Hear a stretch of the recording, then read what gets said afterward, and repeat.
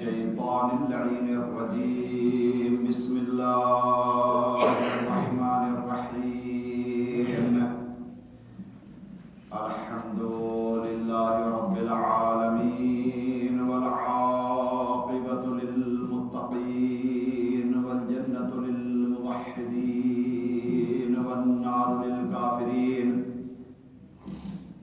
الصلاة والسلام والتحية والإكرام على أشرف الأنبياء والمرسلين شفيع المذنبين أنيس الغريبين راحة العاشقين مولانا أبي القاسم محمد اللهم صل على محمد وآل محمد وعلى أهل بيته الطيبين الطاهرين الغر الميامين المعصومين المظلومين ولعنة الله على أعدائهم أجمعين أما بعد فقد قال الله الحكيم بسم الله الرحمن الرحيم إنما وليكم الله ورسوله والذين آمنوا الذين يقيمون الصلاة ويؤتون الزكاة وهم راكعون صلوات محمد وآل محمد اللهم صل على محمد وآل محمد قرآن مجید کی سورہ مائدہ میں 55 نمبر کی آیت ہے جس میں اللہ نے ولایت کا اعلان کیا ہے اور بیان کیا ہے کہ تم لوگوں کا جو بھی مومنین ہیں اللہ رسول کے اوپر یقین رکھتے ہیں ان کا مالک اور ان کا مولا و آقا اللہ کا رسول اور حالت رکوع میں زکوٰۃ دینے والے مومنین۔ پہلے میں نے عرض کیا ہے کہ اس میں امام علی علیہ السلام کے بارے میں تمام علماء جتنے بھی شیعہ ہیں یا سنی ہیں وہ سب کے سب کہتے ہیں کہ یہ آیت امام علی علیہ السلام کی فضیلت کو بیان کرتی ہے، ان کی ولایت کا اعلان کرتی ہے ہمارے لیے۔ امام علی کی ولایت اور ائمہ معصومین کی ولایت اور امامت ہمارے لیے اور دین اسلام کے لیے اتنا ہی ضروری ہے جتنا ہماری زندگی کے لیے کھانا اور پینا۔ اگر ہم کھانا پینا بند کر دیں تو مر جائیں، جیسے ہمارے لیے سانس لینا ہوا، اگر ہمیں آکسیجن نہ ملے تو ہم مر جائیں گے۔ اسی طرح ہمارے دین کے لیے، ہمارے ایمان کے لیے، ہمارے تمام اعمال کے لیے، ہماری تمام دعاؤں کے لیے، ہماری اس دنیا میں زندگی کے لیے اور ہماری اس دنیا میں بھی زندگی کے لیے، دنیا کے لیے اور آخرت کے لیے اسی طریقے سے ولایت ضروری ہے۔ اگر یہ نہیں ہے تو اللہ کی محبت نہیں ہے، اگر ولایت نہیں ہے تو اللہ کی رحمت نہیں ہے، اگر ولایت نہیں ہے تو اللہ کی مہربانی نہیں ہے، اگر ولایت نہیں ہے تو ہم آنکھوں والے نہیں ہیں، اگر ولایت نہیں ہے تو ہم کانوں والے نہیں ہیں، ہمیں سنائی نہیں دے گا، ہمیں دکھائی نہیں دے گا، ہم سے بولا نہیں جائے گا۔ ولایت نہیں ہے جس کے پاس تو اسے بیان کیا گیا ہے وہ گونگا ہے، بہرا ہے، اندھا ہے، گمراہ ہے، اندھیرے میں رہنے والا ہے، ضلالت کے گڑھے میں رہنے والا ہے۔ اور بہت سی آیات اور احادیث کو اگر آپ دیکھیں گے تو یہ بیان کیا گیا ہے کہ وہ جہنمی ہے۔ اگر ولایت نہیں ہے تو جہنمی ہے۔ کلیئرلی احادیث میں پیغمبر اکرم کے ذریعے سے، اللہ کے ذریعے سے، ائمہ طاہرین کے ذریعے سے اور قرآن مجید کے ذریعے سے یہ بیان کیا گیا ہے، مختلف طریقے سے نام دیے گئے ہیں۔ جب سے میں نے محرم شروع ہوا اور اس آیت کے سلسلے سے شروع کیا تھا تو ایک چیز ذہن میں آئی کہ چلو اسی کے بارے میں تھوڑا کھوج کی جائے، تھوڑا ڈھونڈا جائے کیا کیا بیان کیا گیا ہے اب تک، آج کی ڈیٹ تک لگ بھگ 125 آیتیں، 130 آیتیں آیات صرف قرآن مجید کی، قرآن مجید کی 125 سے 30 آیتیں ایسی ہیں جو اب تک میں نے تلاش کی ہیں کہ جس میں ولایت کا تذکرہ ہے، امام علی علیہ السلام اور اہل بیت کی ولایت کا۔ مختلف نام دیے گئے ہیں، جو میں نے عرض کیا ہے کہ وہ اندھا ہے، بہرا ہے، گونگا ہے، اندھیرے میں ہے، اللہ کی لعنت ہوتی ہے، اللہ کی رحمت سے دور ہوتا ہے، یہ ساری انہیں احادیث اور آیات کو پڑھنے کے بعد رزلٹ نکلتا ہے۔ کہیں پر ولایت کو ہدایت کے نام سے یاد کیا گیا قرآن مجید میں، کہیں پر حق کہہ کر بلایا گیا ہے ولایت کو، کہیں پر نور کہہ کر بلایا گیا ہے ولایت کو، کہیں پر درود کہہ کر بلایا گیا ہے ولایت کو، کہیں پر نعمت خدا، اللہ کی نعمت کہہ کر پکارا گیا ہے ولایت کو، کہیں پر کوثر، سلسبیل، پل صراط، صراط مستقیم، بہت سے ایسے نام ہیں کہ جو ولایت کے اوپر بیان کیے گئے ہیں۔ اسی طریقے سے آپ دیکھیں گے جو ولایت کا منکر ہے اسے کہیں پر گمراہ کہا گیا ہے قرآن مجید میں، کہیں پر کافر کہا گیا ہے قرآن مجید میں، کہیں پر منافق بیان کیا گیا ہے قرآن مجید میں، کہیں پر مشرک بیان کیا گیا ہے قرآن مجید میں، کہیں پر اللہ کی رحمت سے دور بیان کیا گیا ہے، کہیں پر پیغمبر اکرم کا دشمن بیان کیا گیا ہے، کہیں پر اللہ کا دشمن بیان کیا گیا ہے۔ یہ ساری چیزیں وہ ہیں قرآن مجید اور احادیث میں جو بیان کی گئی ہیں۔ تو اس لحاظ سے اگر آپ دیکھیں گے ولایت امیر المومنین اور ولایت علی ہمارے لیے اتنی ہی اہم ہے جتنی ہمارے لیے زندگی کے لیے آکسیجن، کھانا پینا، اسی طریقے سے ہمارے دین اور ایمان کے لیے۔ شاید یہی وجہ رہی ہوگی، اور بھی بہت سی وجہ ہو سکتی ہیں، کہ اللہ نے جب یہ کہا کہ ولایت کا اعلان کرو تو یہ بیان کیا کہ اگر یہ نہیں کیا تو کچھ بھی نہیں کیا۔ اگر تم نے یہ اعلان نہیں کیا ہے، نہیں بتایا ہے لوگوں کو، تو اس کا مطلب تم نے کچھ بھی نہیں کیا دین اسلام کا۔ چونکہ آپ دیکھیں نماز، روزہ، حج، زکوٰۃ، اخلاقیات، اچھے اعمال، برائیوں سے دور رہنا، برے اعمال سے دور رہنا، حرام چیزوں سے بچنا، یہ سارا ڈیپینڈ کرتا ہے اسی کے اوپر۔ اسی لیے آپ دیکھیں گے اللہ نے ایک حدیث قدسی ہے جو بہت مشہور ہے، دو طریقے سے بیان کی گئی ہے۔ ایک صلوات پڑھیں اور محمد و آل محمد، اللہم صلی علی محمد و آل محمد۔ ہمارے ایک بہت بڑے عالم گزرے ہیں شیخ صدوق علیہ الرحمہ، ان کی بہت سی کتابیں ہمارے دین کی بنیاد ہیں، ان کے اوپر ڈیپینڈ کرتا ہے جو ہمارے فقہی مسائل اور بہت سی چیزیں بیان کی گئی ہیں۔ ان کی کتابیں العمالی، عمالی مطلب وہ حدیث بیان کرتے تھے اور ان کے شاگرد انہیں لکھتے تھے، اسے عمالی بیان کیا گیا ہے۔ اس کے پیج نمبر 755 کے اوپر یہ حدیث موجود ہے، حدیث قدسی، جو پیغمبر اکرم کے ذریعے سے بیان کی گئی ہے۔ لو اجتمع الناس علی ولایت علی لما خلقت النار، یہ حدیث قدسی، حدیث قدسی جو اللہ کا کلام ہے اور قرآن مجید کا حصہ نہیں ہوتا ہے، اسے کہا جاتا ہے حدیث قدسی۔ حدیث ائمہ اور پیغمبر اکرم کی بیان کی ہوئی چیزیں، لیکن حدیث قدسی وہ پیغام یا وہ کلام یا وہ جملہ یا وہ جو بھی کچھ آپ کہیں اللہ نے بیان کیا، لیکن وہ قرآن کا حصہ نہیں ہے۔ اگر قرآن کا حصہ ہے تو وہ قرآن کہلاتا ہے، حدیث نہیں کہلائے گی۔ تو یہ حدیث قدسی ہے جو پیغمبر اکرم کے اوپر نازل ہوئی ہے، بالکل اسی طریقے سے جیسے قرآن نازل ہوتا ہے۔ اللہ نے یہ بیان فرمایا کہ اگر دنیا، یہ سب کی سب، سارے انسان جتنے بھی اللہ نے پیدا کیے ہیں، اگر یہ اکٹھا ہو جاتے ولایت علی کے اوپر، سب کے سب اقرار کرتے ولایت علی کا، تو خداوند عالم کو جہنم پیدا کرنے کی ضرورت ہی نہیں ہوتی ہے۔ لما خلقت یا لما خلقت النار، نار مطلب جہنم، کہ میں جہنم کو پیدا ہی نہ کرتا اگر سارے کے سارے انسان سب کے سب ولایت کے اوپر اکٹھا ہو جاتے۔ تو اس کا مطلب کیا ہے؟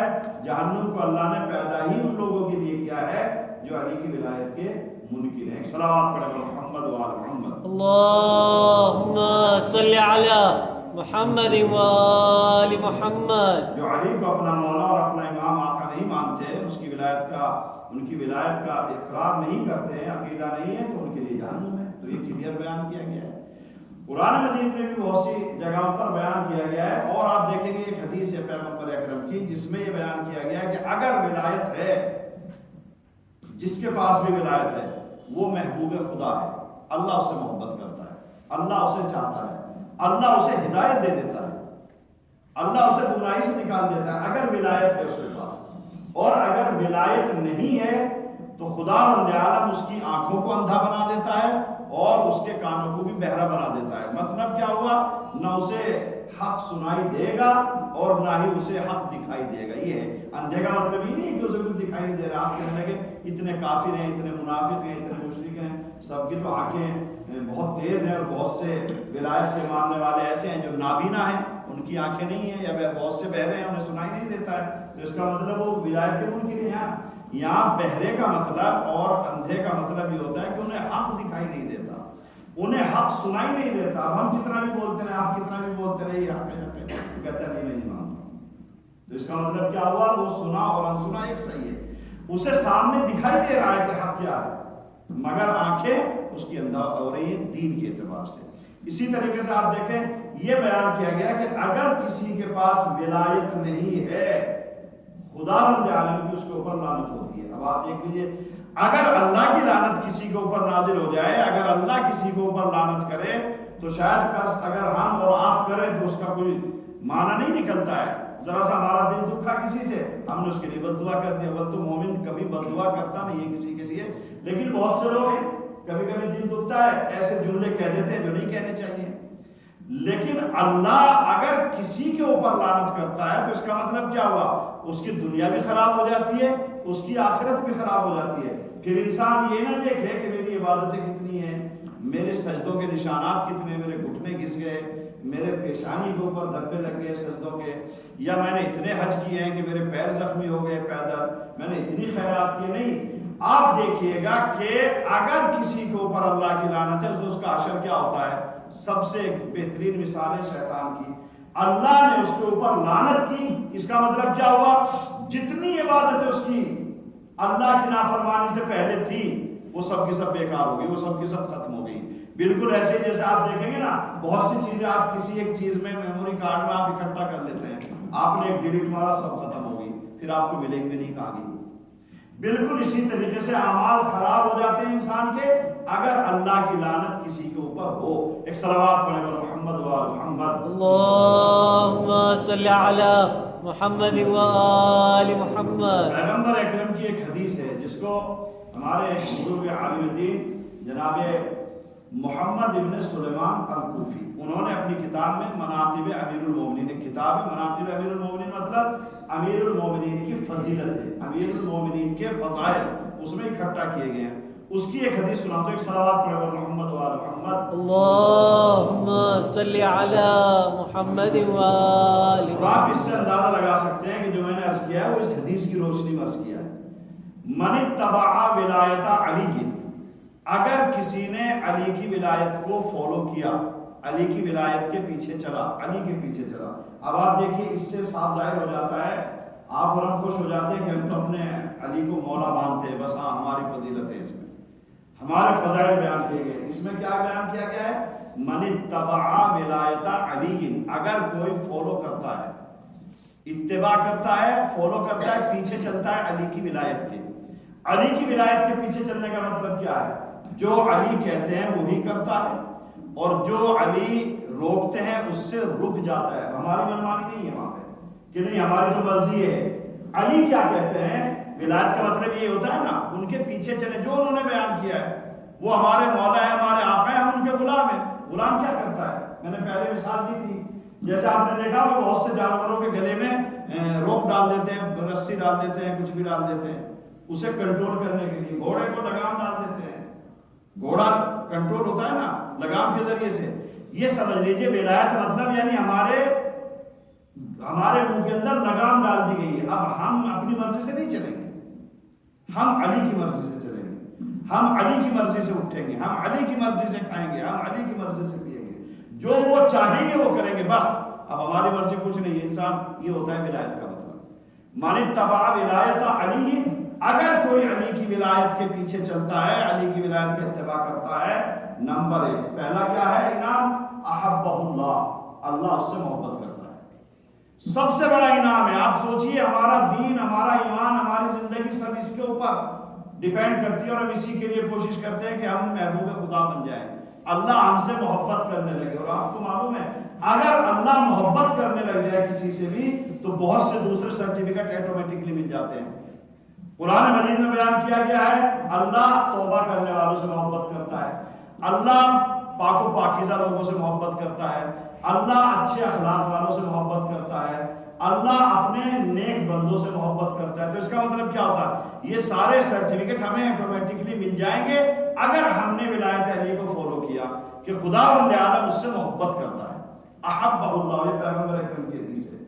व तवल्लाहु, खुदा बंदे आदम उसे चाहने लगता है। दोनों मोहब्बत और विलायत अपनी विलायत में ले लेता है, यानी अपनी रहमत के साए में, अपनी मगफिरत के साए में, हर जगह पर उसे प्रोटेक्ट करता है, हर जगह पर उसकी हिफाजत करता है।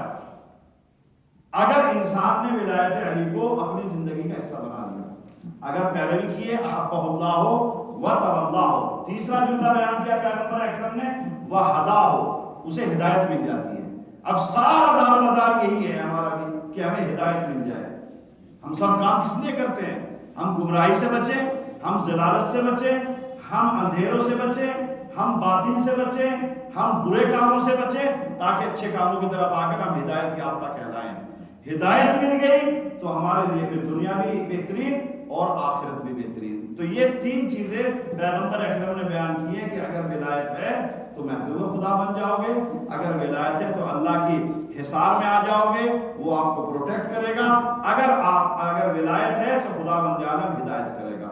उसके बाद फिर पैगंबर अकरम ने बयान फरमाया, वमन तरका विलायत अली, अगर किसी ने अली की विलायत को छोड़ दिया, नहीं मान अली को मौला, नहीं अली को फॉलो किया, नहीं अली के बताए हुए रास्ते के ऊपर चला, तो अगला जुमला है असम्महुल्लाहु व अमाहु, खुदा बंदे आलम उसे बहरा बना देता है, खुदा बंदे आलम उसे अंधा बना देता है।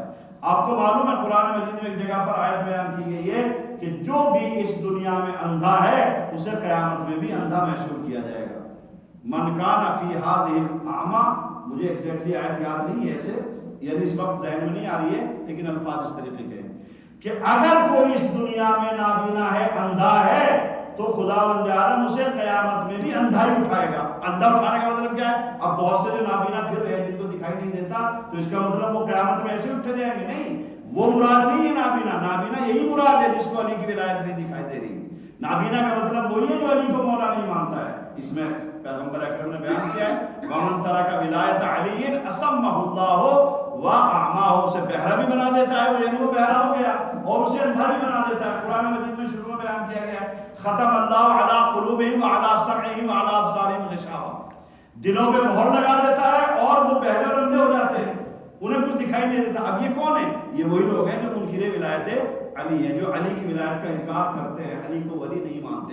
एक सलावत पढ़े मोहम्मद व आल मोहम्मद, अल्लाहुम्मा सल्लि अला मुहम्मद व आलि मुहम्मद। आगे इसी हदीस में फिर पैगंबर अकरम ने इरशाद फरमाया, वसबक़त रहमतु रब्बी लिमन अहब्बा अलियन व तवल्लाहु, जो भी इंसान अली से मोहब्बत करता है और अली की विलायत का इकरार करता है, अली को अपना मौला मानता है, अल्लाह की रहमत उसको दौड़ के आती है, उसको शामिल हाल रहती है। सबक़त रहमत रब्बी, भाग के आती है, सिबक़त ले लेती है, दौड़ के आती है उसकी तरफ।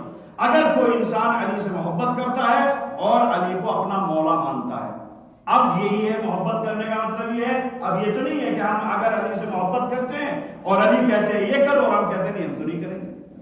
अली ने कहा मिसाल के तौर पर नमाज पढ़ो, हम ये कहते हैं नमाज नहीं पढ़ेंगे। अली ने कहा खैरात, तो हम कहें खैरात नहीं करेंगे।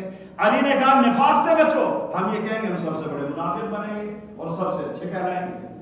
तो ये तो फिर विलायत नहीं हुई है। विलायत का मतलब ही यही होता है कि इंसान अगर महबूब है अली तो उनको फॉलो करे कंप्लीटली। अब ये नहीं है कि मेरी मर्जी पूछे और हाँ बस कह दिया जबान से मेरे मौला अली है, मैं अली को मौला मानता हूँ, दो चार नारे लगा दिए, नारे हैदरी, अब इंसान सोचेगा इससे बड़ा मौला ही कोई नहीं है। नहीं, अगर मोहब्बत करता है अली से, अगर मौला मानता है तो रहमत आएगी अल्लाह की, और अगर नहीं करता तो फिर रहमत अल्लाह की नहीं आएगी। अगला जुमला है पैगंबर अकरम ने फरमाया, व वजबत लानतु रब्बी لمن ابغض علی و عاداہ، جس نے علی سے بغض رکھا اور جس نے علی سے دشمنی کی، جو علی کا دشمن بنا، خداوند عالم کی لعنت اس کے اوپر واجب ہے۔ تو اب آپ اس سے اندازہ لگا سکتے ہیں کہ اگر ولایت علی نہیں ہے تو انسان کو خداوند عالم کی لعنت آتی ہے، وہ اسی فہرست میں آ جاتا ہے، اسی لائن میں آ جاتا ہے جس میں شیطان ہے۔ چونکہ اللہ کی لعنت کس کے اوپر ہے؟ اللہ کی لعنت شیطان کے اوپر ہے، اللہ کی لعنت منافقوں کے اوپر ہے، اللہ کی لعنت جو ہے وہ دھوکہ دینے والوں کے اوپر ہے۔ تو یہ ساری چیزیں قرآن مجید میں بیان کی گئی ہیں۔ تو علی کی ولایت کا مطلب ہے یہ ساری چیزیں ہمارے پاس ہونی چاہیے، اور علی کی دشمنی اور بغض کا مطلب یہ ہے کہ جتنی گندگی ہے اس میں ہم سب لپٹے ہوئے ہیں۔ یہ پیغمبر اکرم کی حدیث ہے، نہ میرا بیان ہے نہ آپ کا بیان ہے، اس میں کلیئر بیان کیا گیا ہے علی کی ولایت کو فالو کرو گے تو محبوب خدا، علی کی ولایت کو فالو نہیں کرو گے تو اللہ کی لعنت۔ ایک صلوات پڑھے بر محمد و آل محمد۔ اللہم صلی علی محمد و آل محمد۔ ایک حدیث اور جلدی، چونکہ ٹائم میرا ہو جاتا ہے جلدی سے، پیغمبر اکرم کی بھی حدیث ہے، آپ نے بیان فرمایا اِنَّ فِي الْفِرْدَوْسِ لَعَيْنًا، خداوند عالم نے جنت بنائی ہے مومنین کے لیے، اللہ والوں کے لیے جنت ہے، اس کے نام الگ الگ، کہیں ارم کہا گیا ہے، کہیں جنت کہا گیا ہے، کہیں فردوس کہا گیا ہے، الگ الگ نام ہے۔ اِنَّ فِي الْفِرْدَوْسِ لَعَيْنًا، ایک چشمہ ہے، عین کہا جاتا ہے چشمہ، جیسے واٹر فالز ہوتا ہے جہاں سے پانی نکلتا ہے۔ وہ کیا ہے؟ وہ چشمہ کیسا ہے جو پانی نکل رہا ہے؟ اس کی چار جو ہے وہ کنڈیشن، چار چیزیں صفتیں بتائیے اس کی جو ہے کوالٹی کیا ہوگی۔ اِنَّ فِي الْفِرْدَوْسِ لَعَيْنًا احلا من العسل، اس کی خاصیت یہ ہے کہ شہد سے زیادہ میٹھا ہے، اس کا پانی وہ جو چشمہ ہے فردوس میں شہد سے زیادہ میٹھا ہے، نمبر ایک۔ وَعَلْيًا مِنَ الزَّبُرْ، مکھن سے زیادہ سافٹ ہے، ملائی بالکل بولتے ہیں ملائی سا ایسے، مکھن سے زیادہ سافٹ ہے۔ وَأَبْرَدْ مِنَ الثَّلْجِ، برف سے زیادہ ٹھنڈا ہے۔ وَأَطْيَبْ مِنَ الْمِسْكِ، جو مشک ہوتی ہے، خوشبو ہوتی ہے، اس سے زیادہ خوشبودار ہے۔ یہ چار کوالٹی ہیں اس پانی کی، اس چشمے کے پانی کی۔ اب آپ انسان سوچے برف کون کھاتا ہے؟ یہاں پر بہت سے لوگ کہتے ہیں برف کون کھاتا ہے، نہیں، وہ وہاں کا اگر ٹھنڈا پانی ہے، اگر بہترین پانی ہے تو وہ ایسا ہے کہ آپ کو نقصان نہیں دے گا، کسی کو بھی ذرہ برابر بھی نقصان نہیں ہوگا۔ یہاں ذرا ٹھنڈا پانی پی لیں گے تو ہمیں نقصان دے گا، اگر عادت نہیں ہوتی ہے، بہت سے عادت والے بھی کہ نزلہ ہو گیا، فلو ہو گیا، یا چھاتی کے اوپر اٹک گیا ہے کچھ، تو لیکن وہ جو چشمہ ہوگا اس کی چار کوالٹی ہیں، بس جلدی جلدی۔ نمبر ایک، وہ شہد سے زیادہ میٹھا۔ نمبر دو، ملائی اور مکھن سے زیادہ سافٹ۔ نمبر تین، برف سے زیادہ ٹھنڈا۔ نمبر چار، خوشبو اتنی ہے کہ آپ کو لگے گا مشک آ رہی ہے۔ مشک جو ہوتی ہے وہ بہت ایکسپینسو خوشبو ہوتی ہے، اگر ذرا سا ایک ڈراپ بھی آ جائے تو پورا مہک جائے گا اور بہت دنوں تک رہے گا، جلدی نہیں جائے گا اگر اوریجنل ہے۔ یہ چار کوالٹی ہیں۔ اب ایک صلوات پڑھیں گے محمد و آل محمد۔ اللہم صلی علی محمد و آل محمد۔ اس کی یہ ہے وَفِيهَا تِينَةٌ، اور اس چشمے میں ایک تینت کہا جاتا ہے، ایک خمیر، مثال کوئی بھی ایک چیز جو را مٹیریل جیسے کہا جاتا ہے کسی بھی چیز کا، آپ یہ لے سکتے ہیں، یا یہ بھی کہا جا سکتا ہے اس کے اندر جو ہے وہ ایک مٹی ہے اسپیشل، تین مٹی کو بھی کہا جاتا ہے۔ فِيهَا تِينَةٌ، پیغمبر اکرم نے بیان فرمایا خَلَقَنَا اللَّهُ عَزَّ وَجَلَّ مِنْهَا، اللہ نے ہمیں اس تینت سے پیدا کیا ہے۔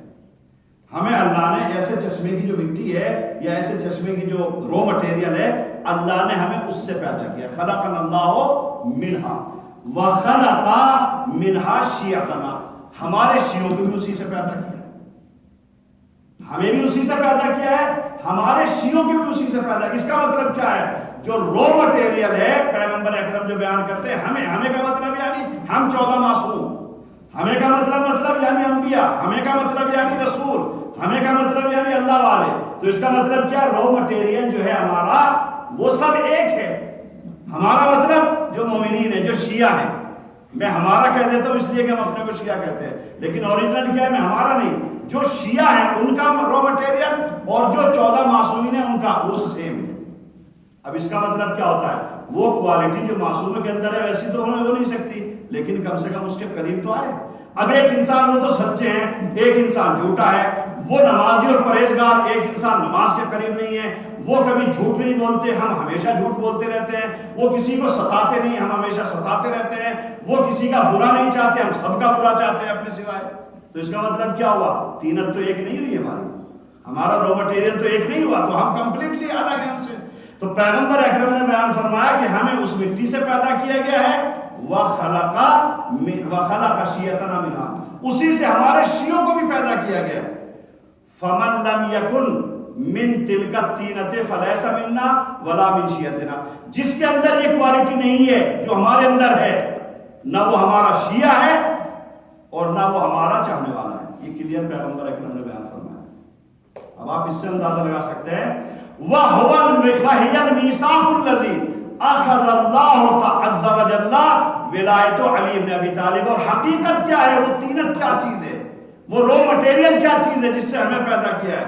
پیغمبر اکرم نے فرمایا وہ وہی ایگریمنٹ ہے جو اللہ اور ہمارے درمیان میں ہوا ہے، تمام مخلوق کے درمیان میں ایک وعدہ ہوا ہے کہ تمہیں یہ کرنا ہے۔ اور وہ وعدہ کیا ہے؟ وہ میثاق کیا ہے؟ وہ عہد کیا ہے؟ وہ پیمان کیا ہے؟ وہ ایگریمنٹ کیا ہے؟ ولایت علی بن ابی طالب، کہ ہمیں سب کو اس دنیا میں علی کی ولایت کے اوپر زندگی گزارنی ہے۔ ایک سلامات پڑھے بر محمد و آل محمد۔ اللہم صلی علی محمد و نعرہ حیدری۔ اس کا مطلب کیا ہوتا ہے؟ اگر یہ چیزیں ہمارے اندر ہیں تو پھر ہمارا بیڑا پار ہے، اور اگر نہیں ہے تو پیدا کرنی چاہیے۔ ابھی تو ٹائم ہے ہمارے پاس، موت کا کیا پتہ کب آ جائے، ہمارے پاس وقت ہے۔ اسی لیے سنایا جاتا ہے، پڑھتے بھی ہیں کہ ابھی بھی ہمارا کچھ نہیں بگڑا ہے۔ جو چلے گئے ان کا تو نامہ اعمال بند ہو گیا، اور جو موجود ہیں ان کا نامہ اعمال ابھی کھلا ہوا ہے۔ جو مر گئے ان کا ڈیپینڈ کرتا ہے زندہ لوگوں کے اوپر، جو زندہ ہیں وہ اپنا خود بنا سکتے ہیں۔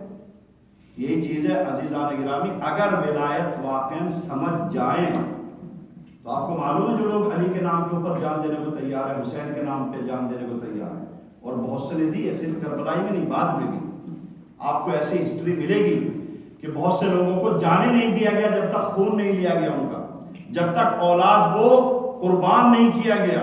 ایسے واقعات ملتے ہیں۔ ایک ظاہرہ ہے، امام حسین کی زیارت کے لیے جا رہے ہیں، 2 بیٹے ہیں، کہا ایک بیٹے کو قربان کرو۔ اگر تمہیں حسین کی زیارت کے لیے جانا ہے تو تمہیں ایک بیٹے کو قربان کرنا پڑے گا، اسے ہم قتل کریں گے، کہ شاید یہ سن کر وہ زیارت کرنے والی واپس چلی جائے کہ نہیں میں اپنی اولاد کو کیوں ماروں۔ مگر عورت کیا کہتی ہے؟ ماں کے لیے سب سے زیادہ اولاد ہوتی ہے، کوئی نہیں ہوتا۔ اب آپ دیکھ لیں، انسان تو انسان، جانور بھی اپنی اولاد سے بے پناہ محبت کرتے ہیں، کوئی کر ہی نہیں سکتا اتنی محبت جتنی ماں کرتی ہے اپنی اولاد سے۔ کبھی کبھی اگر غصہ ہو جائے تو ہمیں وہ فیل نہیں کرنا چاہیے، ماں سے زیادہ محبت کرنے والی کوئی عورت نہیں۔ مگر آپ دیکھو یہاں پر حسین کے نام پر کہا ایک بیٹا کیا دونوں کو قربان کرو، حسین کے نام پہ کیوں؟ جو سمجھ جاتا ہے ولایت اسی چیز کا نام ہوتا ہے کہ پھر اپنی مرضی نہیں ہے، اپنی چاہت نہیں ہے۔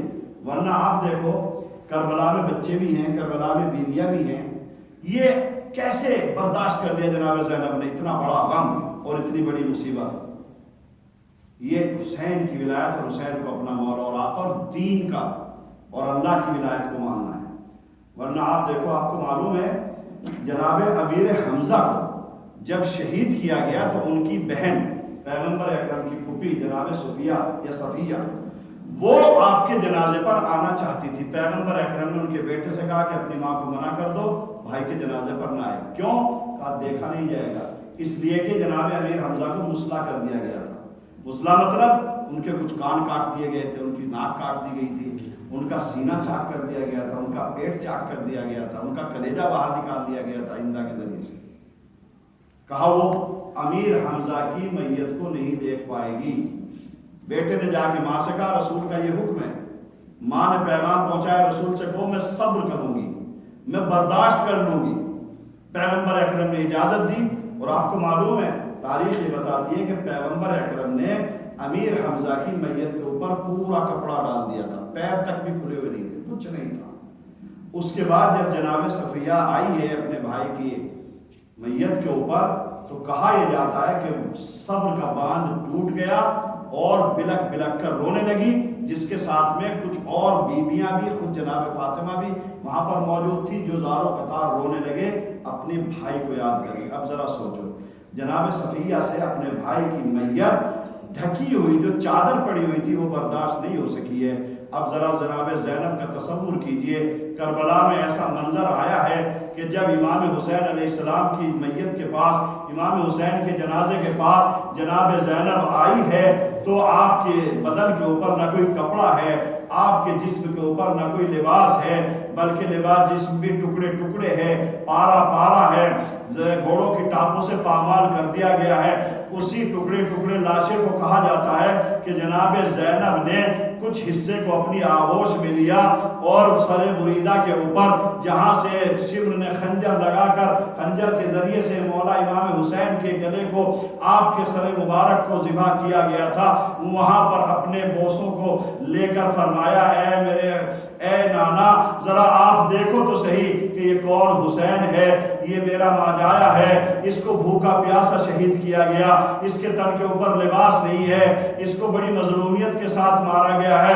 عزادارو ایک منظر اور بھی پیش ہوتا ہے کہ جب جناب زینب ہٹ گئی ہیں اپنے بھائی کے جنازے سے تو جناب سکینہ نے اپنے سینے کو بابا کے سینے سے لگایا اور ایک مرتبہ سر مریدہ کو جو حلق مریدہ تھا اس کو اپنی آغوش میں لے کر بوسے دینا شروع کر دیے۔ مگر عزادارو ہم نے یہ دیکھا ہے کہ جب کوئی بچی اپنے باپ کے جنازے سے لپٹ کے روتی ہے اسے بڑی تسلی کے ساتھ، بڑے اطمینان کے ساتھ، بڑی محبت و پیار کے ساتھ باپ کے جنازے سے الگ کیا جاتا ہے۔ مگر کربلا کا منظر عجیب ہے۔ کہا یہ جاتا ہے جب جناب سکینہ کو ہٹانا چاہا اور جناب سکینہ نے بابا کے لاشے کو اپنی آغوش سے نہ چھوڑا تو شمر نے تعزیانے لگانے شروع کر دیے، کسی نے درے لگانے شروع کر دیے اور بڑی زبردستی کے ساتھ جناب سکینہ کے لباس کو پکڑ کر بابا سے ہٹا دیا گیا۔ مگر سکینہ بین کرتی رہی، اے بابا آپ کی شہادت کے بعد ہمارے اوپر غموں کا پہاڑ نازل ہو گیا۔ الا لعنت اللہ علی القوم الظالمین وسيعلم الذین ظلموا ای منقلب ینقلبون۔ الہی بحق الزہرا وابیہا وبعلہا وبنیہا، پروردگارہ ہماری اس مختصر سی عبادت کو قبول فرما۔ محمد و آل محمد کے صدقے میں پروردگار ہمارے آنسوؤں کو جناب فاطمہ کے رومال میں جگہ عطا فرما۔ پروردگار عالم ہماری عزاداری کو پروردگار عالم اخلاص کے ساتھ قبول فرما، عزاداری کو اخلاص کے ساتھ منعقد کرنے کی توفیق عطا فرما۔ پروردگارہ امام حسین کی عزاداری میں دنیا میں جہاں بھی رکاوٹیں ان رکاوٹوں کو دور فرما۔ حسین کے عزادار دنیا میں جہاں کہیں بھی آباد ان کی جان و مال عزت و آبرو کی حفاظت فرما۔ پروردگارہ ہم سب کو حج و زیارات سے مشرف فرما۔ امام حسین کے صدقے میں ہماری مشکلات، پریشانی اور بیماریوں کو دور فرما۔ جناب سید سجاد کے وسیلے سے ہماری تمام مشکلات، بیماریوں کو برطرف فرما، تمام بیماریوں سے ہمیں محفوظ فرما۔ ہمیں اور تمام مومن و مومنات کو جو موجودہ وبا دنیا میں پھیلی ہے اس سے محفوظ فرما۔